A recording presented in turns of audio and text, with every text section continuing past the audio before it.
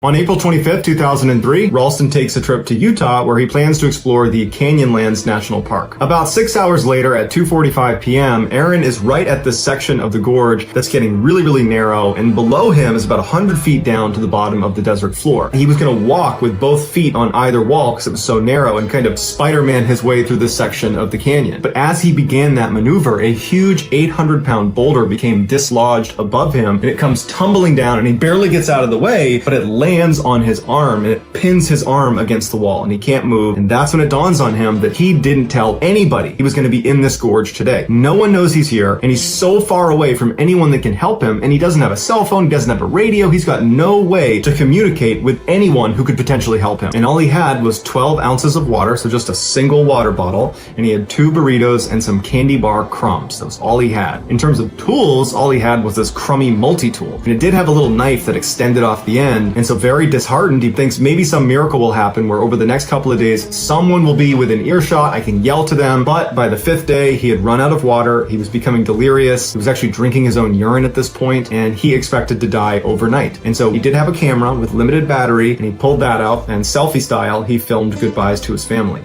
My name's Aaron Ralston. My parents are Donald and Larry Ralston of Englewood, Colorado.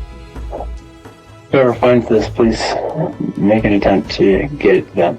After he was done filming, he put the camera away and he leaned up against the rock and fully expected to die. But he starts to have this really intense dream where he sees himself playing with a child and he's missing his right arm. And he takes that as a sign that he's supposed to chop his arm off and get out of here alive and go start a family. And so he wakes up from this dream and suddenly all he wants to do is survive. And he looks at his arm and he thinks to himself, I know I can't cut through bone, but what if I'm able to break my arm clean through? I can take this blade and cut through the break in the bone. And then he broke his arm, takes his multi-tool, and over the next hour, he would painstakingly saw through his entire arm. Once his arm was free, high on adrenaline, he climbed these 65 feet out of this canyon with his one arm. He gets to the trail and he runs 6 miles, and he happens to run into a group of hikers. They call 911 and medics arrive and they save Aaron's life. In 2010, Aaron's ordeal was turned into a huge blockbuster movie called 127 Hours, where James Franco plays Aaron Ralston in the movie, and it's an incredible movie, albeit it's pretty hard to watch. Aaron Ralston himself said the movie, although it's a drama, is pretty much a documentary because James Franco does an incredible job portraying his emotions and what it was actually like to be trapped underneath this boulder for 5 days.